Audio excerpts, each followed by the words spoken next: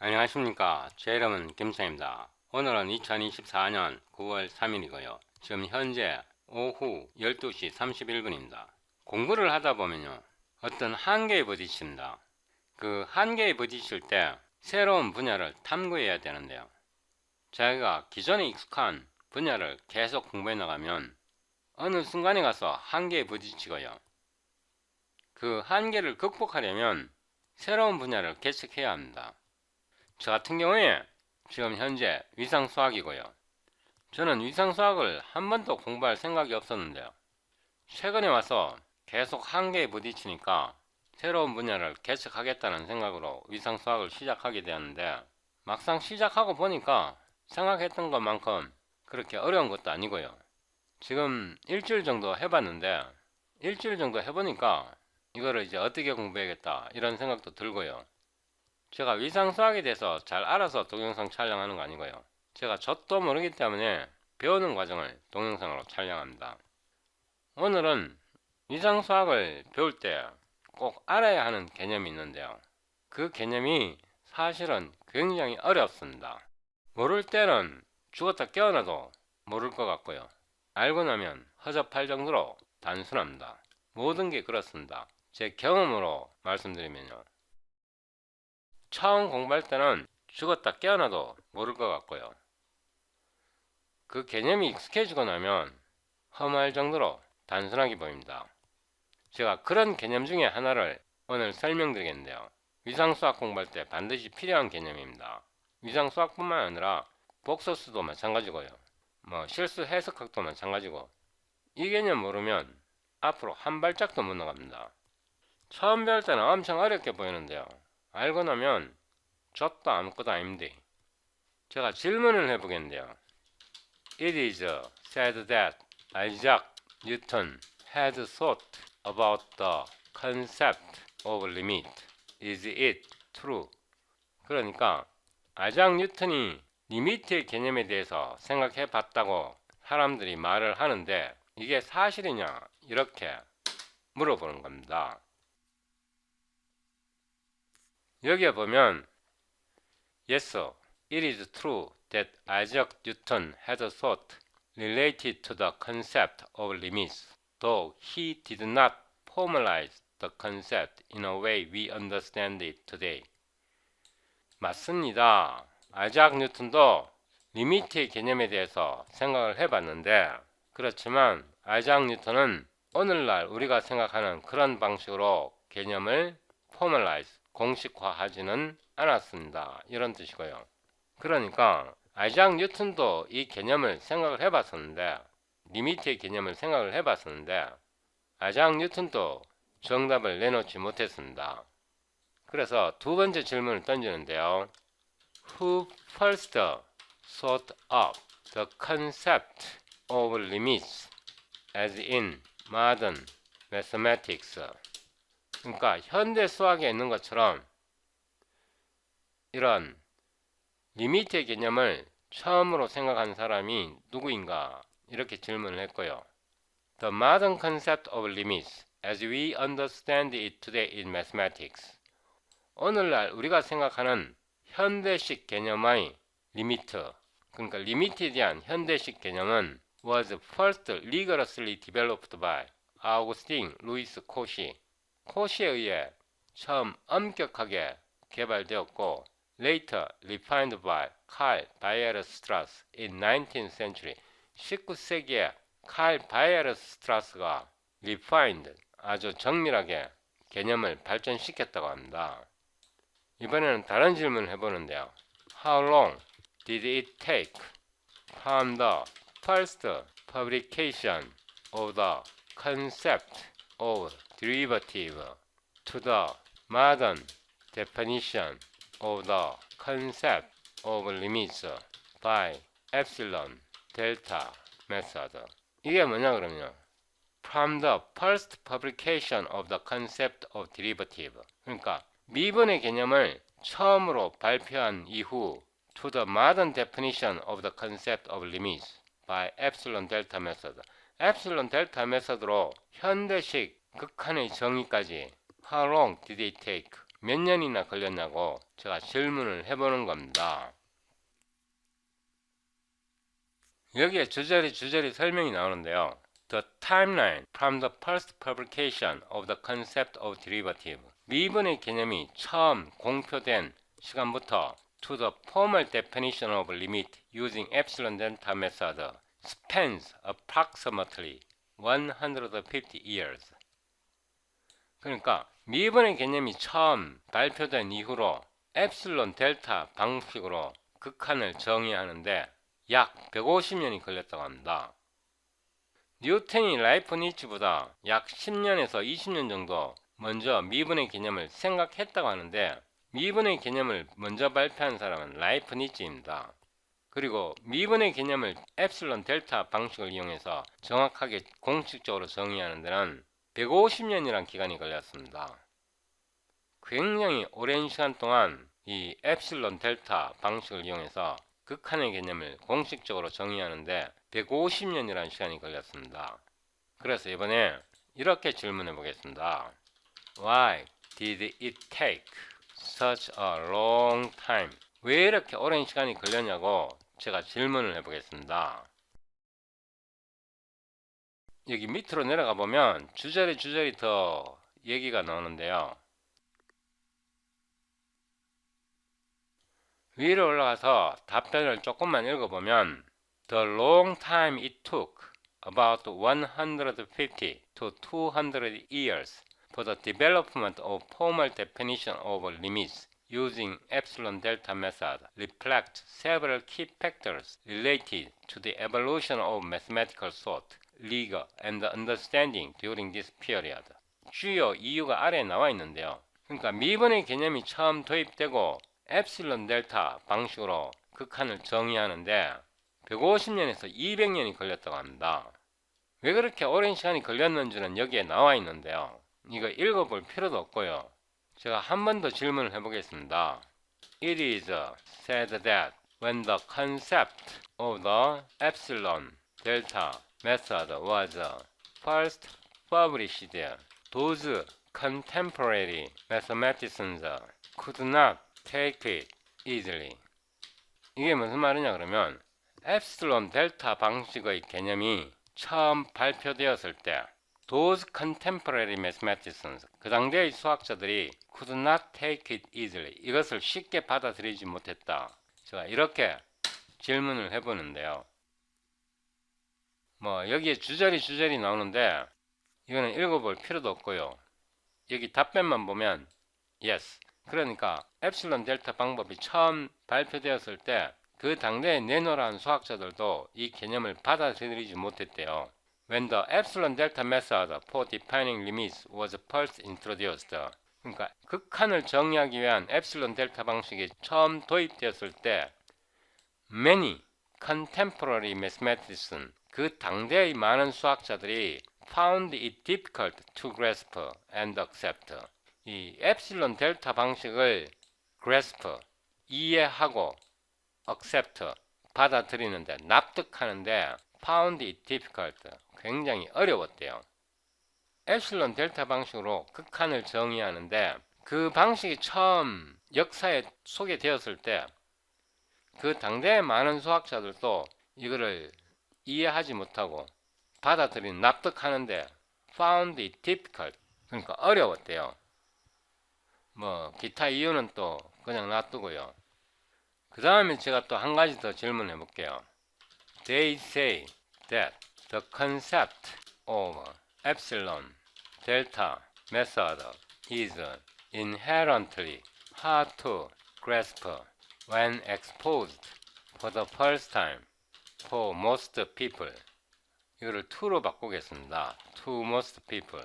이게 뭐냐 그러면 대부분 사람들에게 for the first time 처음으로 이 엡실론 델타 방식에 노출되었을 때 inherently hard to grasp 본질적으로 내재적으로 grasp 이해하는 게 어렵다고 사람들이 말을 한다.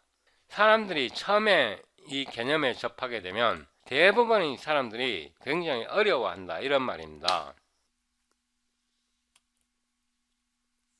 이 답변을 다시 해보겠습니다.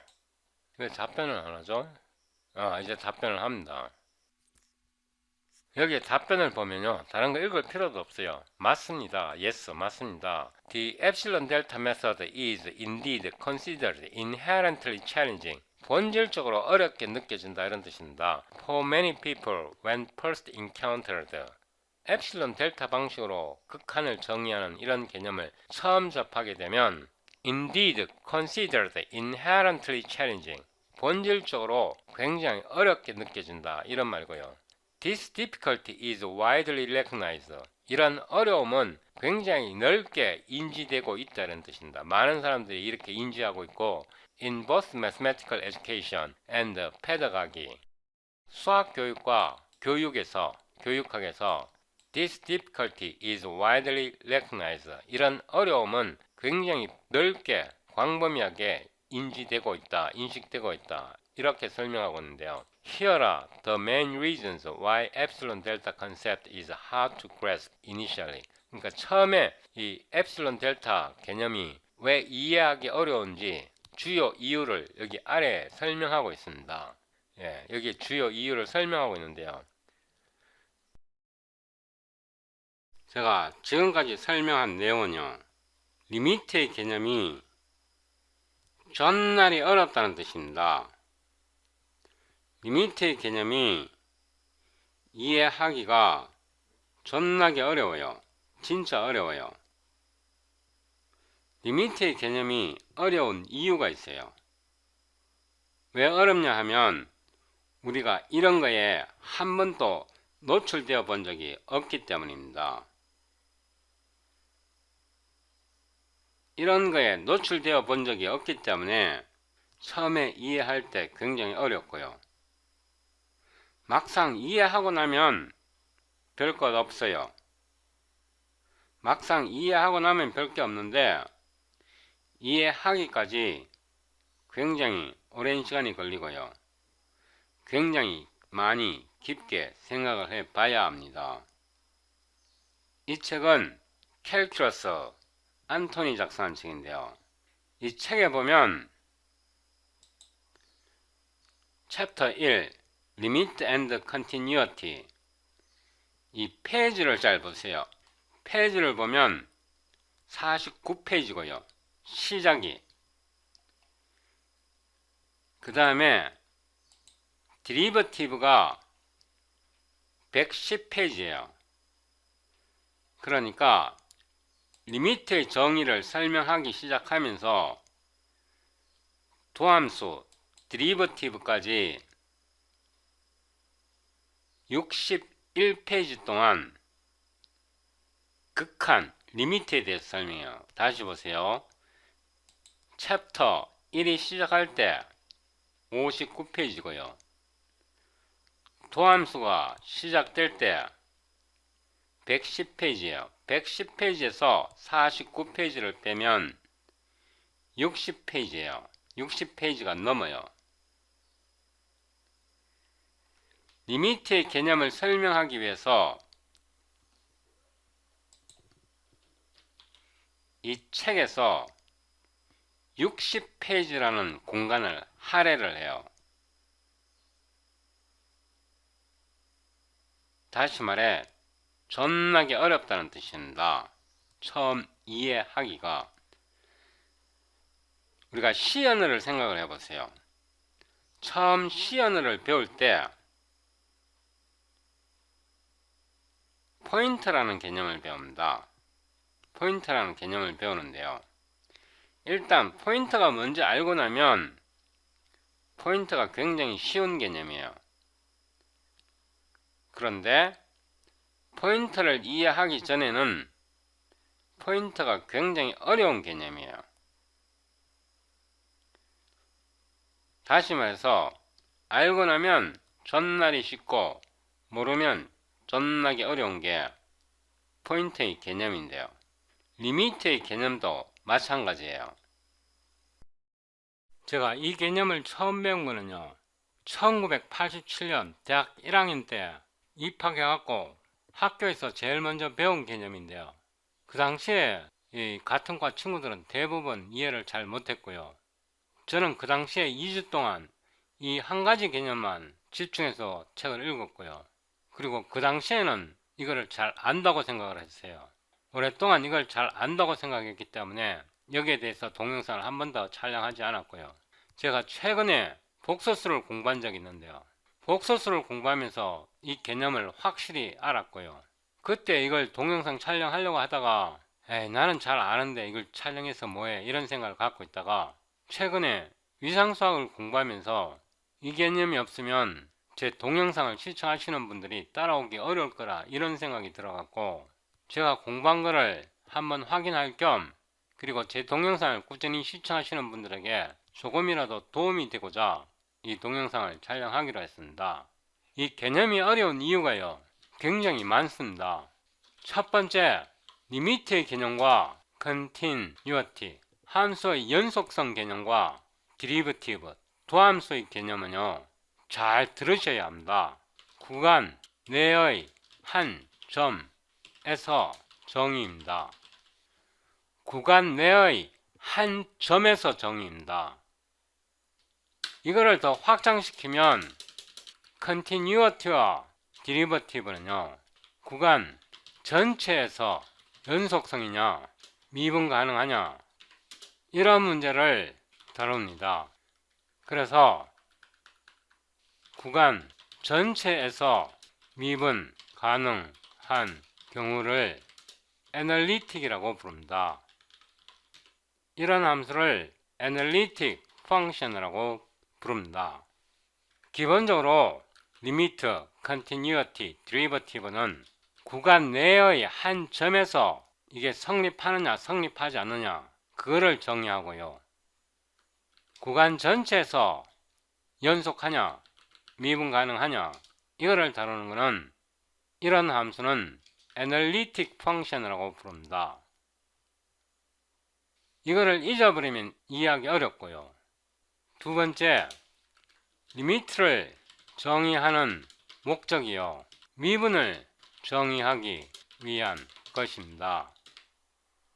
미분의 개념이 처음 세상에 발표된 뒤에 미분을 정확하게 수학적으로 정의하기 위해서 만들어낸 게 이 리미트의 개념을 엡실론, 델타 방식으로 정의합니다. 이 리미트의 정의에는 연속성과 미분 가능성, 디퍼런시어빌리티가 함께 포함되어 있습니다. 그래서 처음 공부할 때 이런 개념이 없으면 극한의 정의를 이해하기가 굉장히 어렵습니다.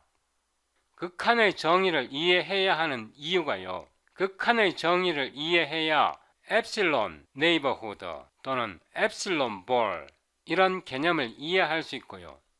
이런 개념을 이해를 해야 컴팩트 셋 또는 바에르스트라스 볼차노 시오렘 또는 하이느 보렐 시오렘, 이런 개념을 이해할 수 있습니다. 그러니까 리미트의 개념을 이해를 해야 엡실론 네이버후드, 엡실론 볼, 이런 개념을 이해할 수 있고요. 이런 개념을 이해를 해야 컴팩트 셋 또는 바이에르스트라스 볼차노 시오렘 또는 하이느 보렐 시오렘, 이런 개념을 이해해야 위상수학을 이해할 수 있고요. 복소수를 올바르게 이해할 수 있고요. 텐서를 올바르게 이해할 수 있습니다. 미분계학 당연하고요.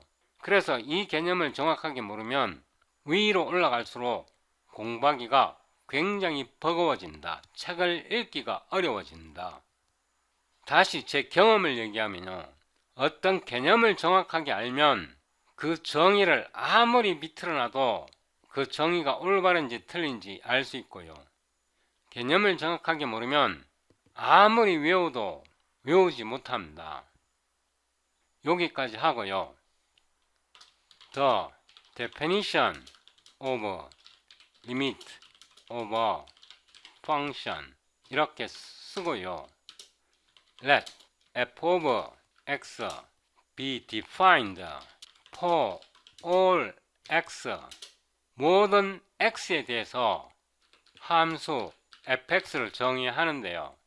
책에 따라서는 이 for all x를 생략하는 경우도 있습니다. 그러나 기본적으로 모든 x에 대해서 함수 fx를 정의하는데 그 모든 x가 in some open interval입니다. 제가 앞에서 리미트, continuity, derivative 또는 differentiability는 구간 내의 한 점에서 정의한다고 말씀드렸습니다. 좀 더 구체적으로는 오픈 인터벌이 돼야 되고요. 그냥 인터벌이 아니고 오픈 인터벌이고, 이 오픈은 굉장히 중요한 개념을 갖고 있습니다. 이 오픈이 언제 사용되냐 그러면 위상수학에서 이 오픈 인터벌로 지정해야 합니다. 그건 또 나중에 설명드리고요. 하여튼 어떤 인터벌 속에 containing C, 어떤 값 C를 포함하고 있는데요. with the possible exception that, 이 함수 fx는 잘 보셔야 합니다. may not be defined at x equals c.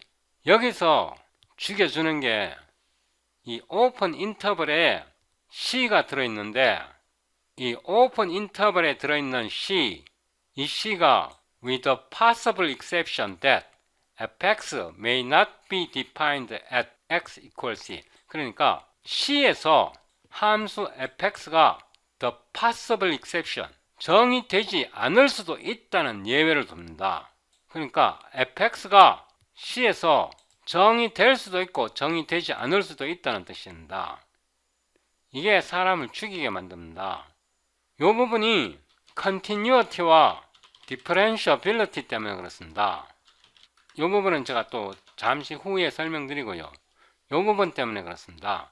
제가 처음에 설명할 때 리미트를 정의하는 이유가 미분을 정의하기 위해서라 그랬잖아요. 그죠? 그래서 연속성과 differentiability가 이 리미트의 정의 속에 함께 들어 있습니다. 이 부분은 왜 그런지 또 제가 잠시 설명드리고요. 여기서 if given any number epsilon greater than 0, 0보다 큰 어떤 엡실론이 주어지더라도 we can find a number delta greater than 0 such that, 여기에서 이 fx와 이 함수의 극한 L이 함수 fx와 L 사이의 거리입니다. 거리가 엡실론보다 작다. 책에 따라서는 whenever로 되어 있는 경우도 있고요. 어떤 책에서는 if로 되어 있는 경우도 있습니다. 다음 조건을 만족할 경우, 그러니까 if 이후의 조건이 만족될 경우 이게 반드시 성립한다, 이런 뜻입니다. if 이후의 조건이 만족될수록 함수 f와 L 사이의 거리는 엡실론보다 작다, 이런 뜻입니다. 문제는 엡실론을 먼저 줍니다. 엡실론을 먼저 주고 이런 함수를 찾아라고 합니다. x에서 c를 뺀 게 델타보다 작은데요. 이게 끝이 아닙니다. 이게 끝이 아니고요. 이게 0보다 커야 한다. 이게 정의고요. We denote the limit of f of x. 제가 이 부분을 바꾸겠습니다. The limit of f of x as x approaches c is L, 이렇게 읽어도 되고요. 또는 as x approaches c, the limit of f of x is L, 이렇게도 읽고요. 하여튼 여러 가지로 읽을 수 있습니다. 지금부터 제가 설명하는 걸 잘 들어야 되는데요. 우선 이거를 어떻게 증명을 하냐 그러면 이 엡실론 값은 주어집니다. 엡실론은 주어지고 우리가 해야 할 거는 we can find a number delta greater than 0, 이런 조건을 만족하는 델타를 찾기만 하면 됩니다. 이거를 수학적으로 증명할 때 엡실론이 주어지면 이렇게 주어진다. 이 식에서요, 이 식을 변형합니다. 이 식을 변형해서 델타 엡실론, 이 델타 엡실론은 엡실론이 0으로 접근할 때 이 값이 0으로 접근하도록 만들면 게임이 끝납니다. 그러니까 이 식에서 델타 엡실론 함수를 찾는데 이 함수는 제가 콜론으로 쓰겠습니다. 엡실론이 0으로 갈 때 델타 엡실론 이 함수가 이 값이 0으로 가도록 유도하면 게임이 끝납니다. 이게 무슨 말이냐 그러면 계산을 했더니 마이너스 5.4 이렇게는 안 나오겠죠. 왜냐하면 델타는 0보다 크니까요. 어떤 숫자가 나와도 되고요. 곱하기 엡실론 이렇게 나와도 됩니다. 왜 이게 성립이 하냐 그러면 엡실론이 0으로 가면 이 값도 0으로 가고요. 다시 말해서 엡실론이 0으로 갈 때 델타 엡실론이 0으로만 접근하면 식이 성립이 됩니다. 그래서 증명이 끝나고요. 예를 들면 엡실론의 제곱이 돼도 상관없고요. 그런데 이런 거는 안 됩니다. 이런 델타를 발견하면 이거는 잘못 만들어낸 거고요. 왜 잘못 만들어냈습니까? 엡실론이 0으로 갈 때 델타는 계속 커져 버리잖아요. 그래서 이런 함수는 틀린 겁니다. 어떤 함수가 주어졌을 때 이 식에서 출발해서 그 함수 자리에 fx를 대입하고요. 이 식을 유도해서 엡실론이 0으로 갈 때 델타 엡실론이 0으로 접근하도록만 만들면 증명이 끝나버립니다. 이 원리를 모르면 증명하는 게 굉장히 어렵습니다. 이 원리를 알면 증명하는 거 굉장히 쉽고요.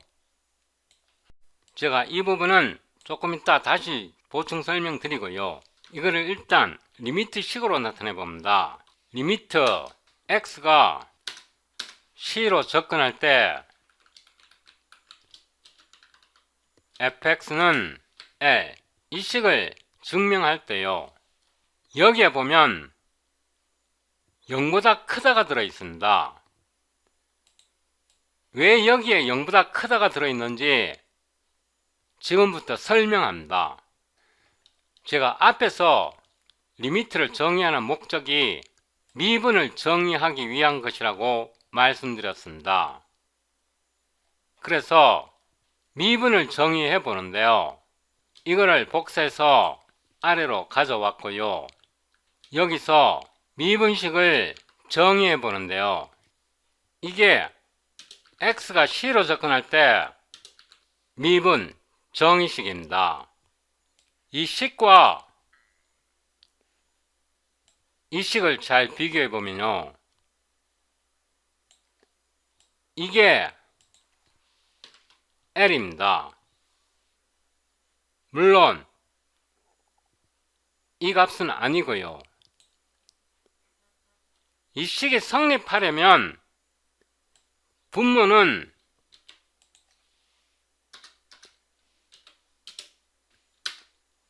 절대 0이 되면 안 됩니다. 이거는 미분 정의식이고요. 이 미분 정의식에서 분모가 절대로 0이 되면 안 되기 때문에 이 식에서 x가 절대로 c가 되면 안 되는 겁니다. 즉 x 빼기 c는 절대로 0이 아니기 때문에 위로 올라가서 보면 x 빼기 c는 0보다 크다는 조건이 들어가 있는 겁니다. 이 함수의 극한을 정의할 때 이렇게 조건이 들어있는데요. x 빼기 c가 절대로 0이 아니다. 즉 0보다 커야 한다는 이 조건이 들어간 이유가 미분을 정의할 때 x 빼기 c가 0이 되면 이 식은 성립하지 않기 때문에 이거를 방지하기 위해서 x 빼기 c의 절대값이 0보다 크다는 조건이 들어갑니다. 그러면 여기에는 왜 이런 조건이 안 들어갈까요? 이제 이 조건이 왜 안 들어가는지 설명합니다. 이거를 복사해서 아래로 놓고요. 0보다 크다의 조건이 왜 안 들어가는지 지금부터 설명하는데요. 이 부분은 원래대로 돌립니다. 제가 처음에 설명드릴 때요. 리미트를 정의하는 목적이 미분을 정의하기 위한 것이고요. 또한 리미트를 정의하는 목적이 함수의 연속성을 정의하기 위해서라고 말씀드렸습니다. 아래로 내려오고요. 이 조건에서 왜 0보다 크다 이 조건이 들어가지 않았는지 지금부터 설명드립니다. 이 식에서요. 이 식을 아래로 가져왔고요. 이 식에서 이게 0이 아니기 때문에 여기에 곱할 수 있고요. 이렇게 곱하고 나면 분모는 날아가고요. 이 부분이 이렇게 들어옵니다. x가 c로 접근하게 되면 l은 상수이기 때문에 0이 되고요. 이 식을 아래로 가져와서 요거는 날리고요. 요 부분이 0이 됩니다. 이 식을 한 번 더 변형하면요. 이게 1위로 오고요. 이게 함수 fx의 연속성을 나타냅니다. 함수의 연속성을 나타내려면 x가 그 구간 내에서 c값이 정의되어야 합니다. fc가 정의가 되어야 하고요. 이거를 l로 나타내면 즉 이 값은 L자리에 fc를 나타내면 이 부분이 0이 되어야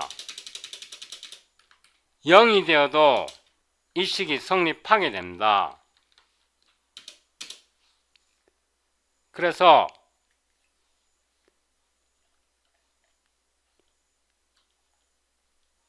이 미분식에는 연속성이 함축되어 있습니다.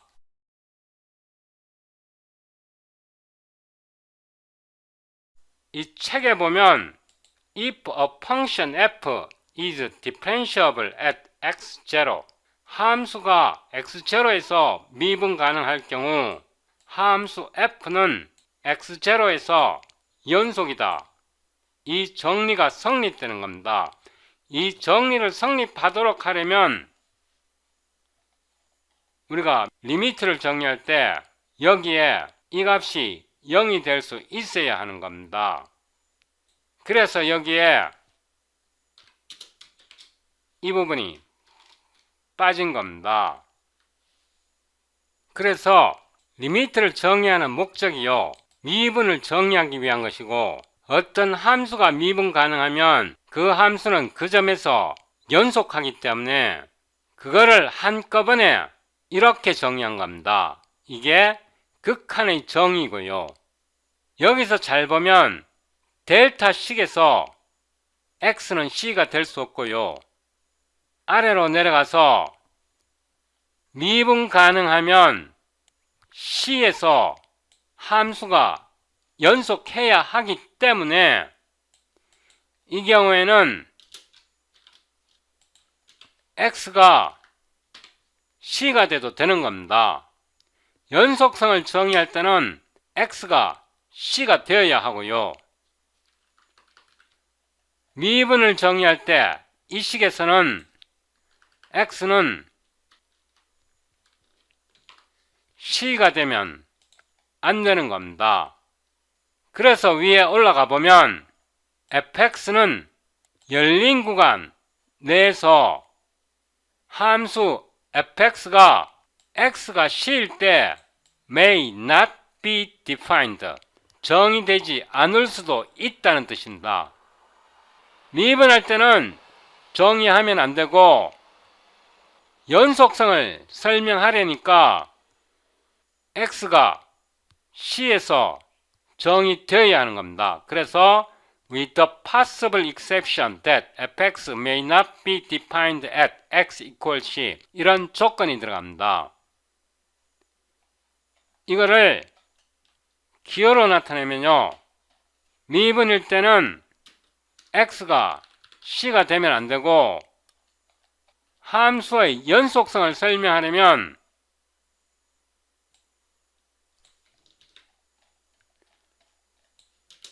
x는 c가 되어야 하는 겁니다.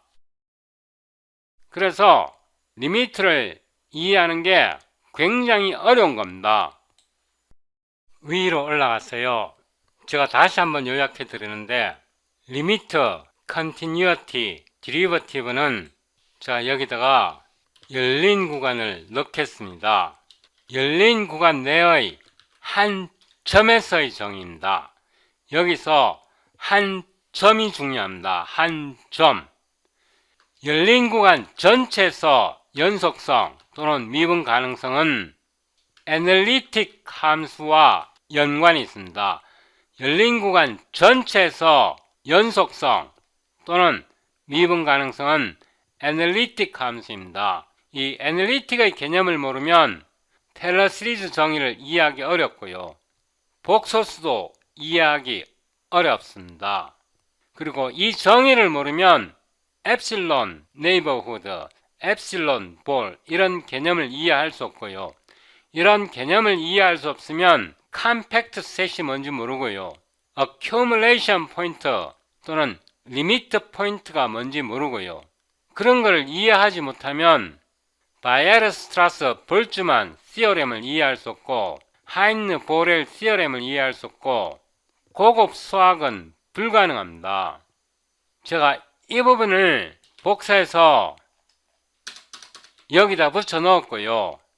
The definition of continuity, 함수의 연속성을 정의할 때는 이게 이렇게 됩니다. 왜냐하면 fx, c가 존재해야 하기 때문입니다.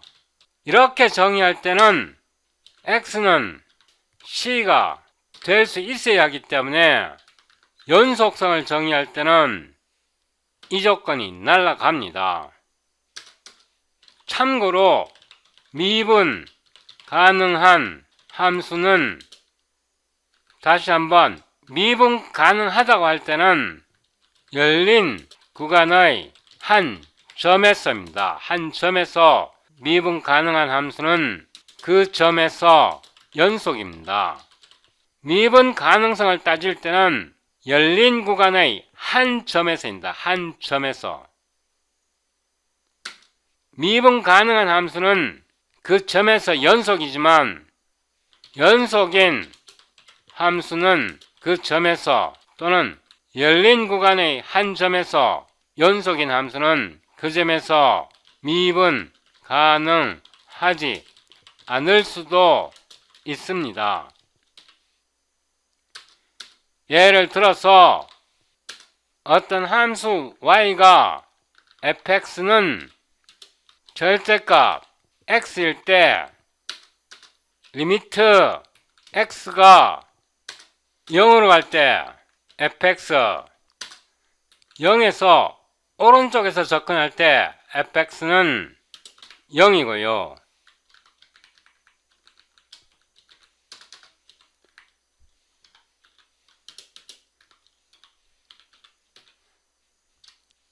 왼쪽에서 접근할 때도 0이고요.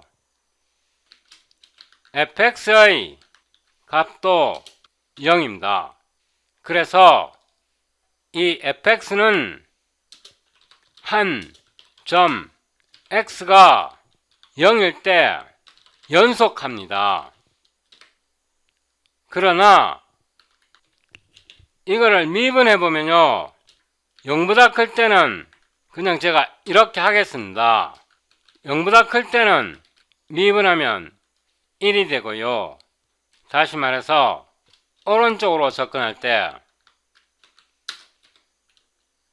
이게 0보다 작을 때는 마이너스 1이 되기 때문에 이 함수는 미분 불가능입니다.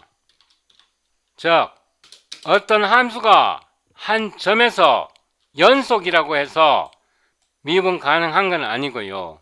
미분 가능하면 그 점에서 연속입니다. 제가 함수의 극한에 대해서 설명하려면 몇 시간 동영상을 촬영해야 돼요. 이 책에서요, 리미트 정의부터 시작해서 페이지를 보세요. 49페이지예요. 사실은 디리버티브 끝까지 설명해야 돼요. 그래야 이해할 수 있어요. 리미트부터 시작해서 이 디리버티브 섹션 끝까지 설명해야 함수의 극한의 정의를 이해할 수 있어요. 여기서 보면 discuss more rigorously, 처음에 기초적인 개념을 설명하고 여기서 좀 더 구체적으로 설명하는데요. 이거 처음 공부할 때요, 굉장히 어려워요. 이거 굉장히 어렵다고. 여기에 보면 칼 바이에르스트라스 이분에 대한 설명이 있는데, 이분이 원래 고등학교 선생이었대요. 고등학교 선생이었는데 이 엡실론 델타를 발표했을 때 처음에 사람들이 이걸 못 받아들였대요. 자세한 내용은 여기 읽어보시고요. 여기에 보면 연습 문제가 있는데요. 제가 여기서 설명한 내용을 잘 이해하셨다면 이제 굉장히 쉽습니다. 어떤 함수의 극한을 정의하라 그럴 때 이 식에다가 함수 fx 자리에 함수의 식을 넣고요, 이 식을 변형해서 이런 방식으로 함수를 끌어내면 그게 증명이 끝나요. 다시 말해서 엡실론이 0으로 갈 때 델타 엡실론이 0으로 가면 돼요. 0보다 당연히 커야 하고요. 0보다 크고 0으로 가면 증명이 아주 간단하게 끝나요. 이 원리를 알면 여기에 있는 이런 게 굉장히 쉬워요. 원리를 알면. 제가 이 부분을 좀 확대해 갖고 이게 얼마나 어려운지 제가 읽어 드릴게요. Thus, 그래서 if you find our ensuing discussion of epsilon delta proof challenging, ensuing은 따라오는 이런 뜻이야. 따라오는 토론에서 무슨 토론? 델타 엡실론 증명법은 find challenging, 어렵다고 느낀다면, 그러니까 여러분들이 이 책을 읽을 때 엡실론 델타 증명법이 어렵다고 느낀다면 do not become discouraged, 낙담하지 마세요. 낙심하지 마세요. The concept and the techniques are intrinsically difficult. 이 엡실론 델타 개념과 증명 방법은 intrinsically difficult, 본질적으로 어렵다. In fact, 사실, a precise understanding of limits, 리미트에 대한 정확한 이해는 evaded, 피했다. The finest mathematical minds, finest mathematical minds, 최고의 수학자들, 이런 뜻입니다. 최고의 수학자들도 evaded, 피했다. 뭐가? precise understanding of limit, 극한의 정확한 개념을 finest mathematical minds, 최고의 수학자들도 이해하지 못했다. 이런 뜻입니다. For more than 150 years, 150년 동안이나 최고의 수학자들도 이해하지 못했다. After the basic concept of calculus was discovered. 미적 분학의 기초 개념이 발견된 이후 finest mathematical minds, 최고의 수학자들도 150년 동안 극한의 정확한 개념을 이해하지 못했다. 한마디로 나한테만 어려운 거 아니고 니한테도 어렵고 그 사람한테도 어렵고 그 교수한테도 어렵고 모든 사람한테 다 어렵다는 뜻입니다. 근데 이거를 이해를 해야 복소수를 이해할 수 있고요. 미분계학을 이해할 수 있고 텐서를 이해할 수 있고 위상수학을 이해할 수 있는 겁니다. 이거를 이해하면 나머지는 줄줄이 알사탕으로 풀려요. 그리고 제가 여기서 말씀드렸듯이 리미트의 개념을 이해해야 되고 도함수의 개념을 이해해야 오늘 제가 설명드린 내용을 완벽하게 이해할 수 있을 겁니다. 오늘 제가 설명드린 내용을 잘 이해하셨다면요. Set Theory 중에서 이 릴레이션을 좀 공부해야 되는데요. 이 릴레이션에 대해서는 제가 또 나중에 또 설명드리고요. 뭐 함수 이론은 어느 정도 다 아실 거고 여기에 보면 Further Set Theory 그래갖고 뭐 여러가지 그러니까 고등학교 때 배웠던 그런 Set Theory가 아니고 그거보다 좀 더 깊게 들어가는 집합론을 좀 공부해야 되고요.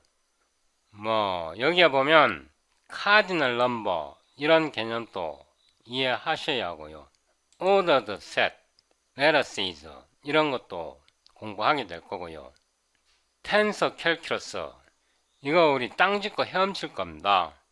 여기 보면 크리스토펠 심볼 First Kind, 크리스토펠 심볼 Second Kind, Covariant Differentiation 뭐 이런 거 우리 땅 짚고 수영하듯이 지나갈 겁니다.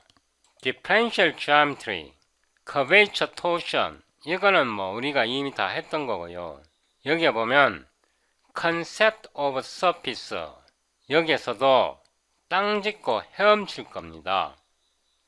여기에 보면 Principal Curvature, Gaussian and Mean Curvature 이런 거 다 땅 짚고 헤엄쳐서 지나갈 겁니다. Vector Analysis 이것도 아주 재밌게 공부할 거고요. 거의 갖고 놀 겁니다. 여기서 보면 Curvilinear Coordinates 뭐 이런 거 뭐 땅 짚고 헤엄치기보다 더 쉽게 공부할 거고요. 여기에 기초적으로 텐스에 대한 설명도 있고요.